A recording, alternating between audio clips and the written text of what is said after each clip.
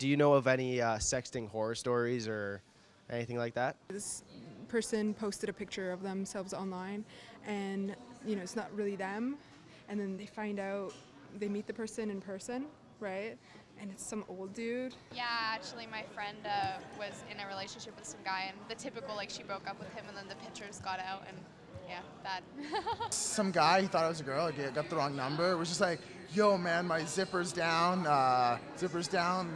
it's flowing out there, and I'm just like, okay, like, what sure. I'm playing along with it because I was bored. It's just like, yeah, I'm gonna unbutton your shirt and stuff, and then I thought it was really weird after that, so I'm like, okay, wrong number.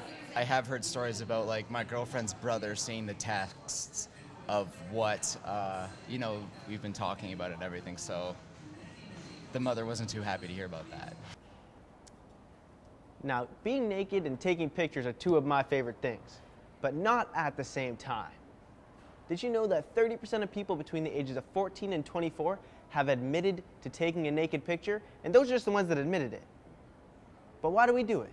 It's a new way of flirting for a lot of the younger generation, and it's how can I say it? It allows them to sort of communicate incognito, but there are negative effects to that. Sex is addictive as well. So when you have a device that allows you to practice, let's say, correspondences that involve sex, I'd say because you could do it in class, you could do it while you're in church, you could do it while you're out in the community. I mean, it's so readily available that I would say because it's at your disposal, right in your hand, it's absolutely addicting. Females are more prone to having sexual intercourse if there's a lot of experience with sexting. And so more, I would say, and I'm not just saying females, but males as well, they're more apt to having sexual intercourse and being a lot more sexually promiscuous if they are exposed to sexting at an early age. Apps such as Snapchat allow you to take a picture and send a comment to somebody to view for a limited amount of time. But this doesn't mean that the image is gone forever. 17% of people who have received naked images report that they have passed the images along to someone else, while 55% say that they have passed the image on to more than one person. Only 14% of senders, however, suspect that their picture was shared with someone without their permission. In the whole relational setting, it's disruptive, and I would say, on a whole, it's not healthy.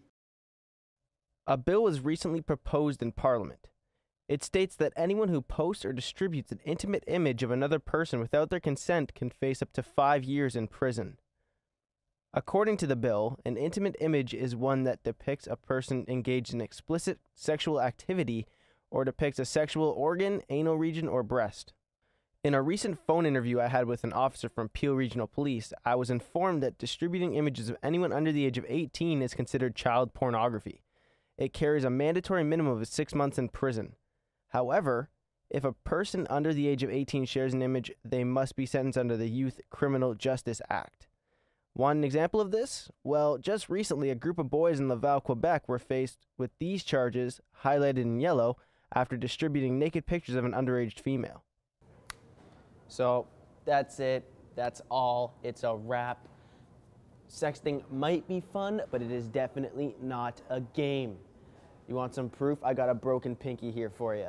But for now, that's all for me and my journey through the naked issues. Thanks for joining me. For Gen Y Online, I'm Nathaniel Taylor. Yo, Andrew, we done?